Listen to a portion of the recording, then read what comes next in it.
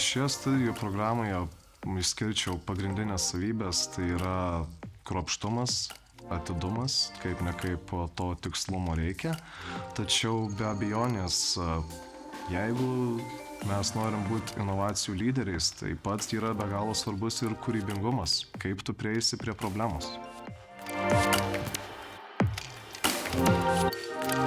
Apskritai elektronika yra labai plati sritis, apimanti begalę daug dalykų, tačiau transporto elektronika sutelkia tokią specifikaciją. Tai yra, kad atėjęs į studijų programą, tu dirbsi ties transportu, tu dirbsi ties transporto jungikliais, valdikliais, sensoriais ir visais kitais dalykais, kurie yra susiję su automobiliais. Vis dažniau ir dažniau yra keliamos diskusijos dėl to pačio tvarumo. Tendencijos taip pat rodo, kad jau kai kuriuose šalyse elektromobilių pardavimai lenkia ir tuos pačius paprastus kuro automobilius, tad tikrai bus poreikis žmonėms, kurie juos turės prižiūrėti, juos turės gaminti, juos turės aptarnauti.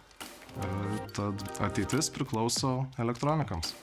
Jau nuo pačių pirmų dienų ši studijų programa suteikia reikiamą pasiruošimą plėtoti ir gilinti savo žinias, bei taip pat pabaigus šią programą neturiu jokių dvejonių, jog man kaip specialistui pritrūks kokių nors kompetencijų.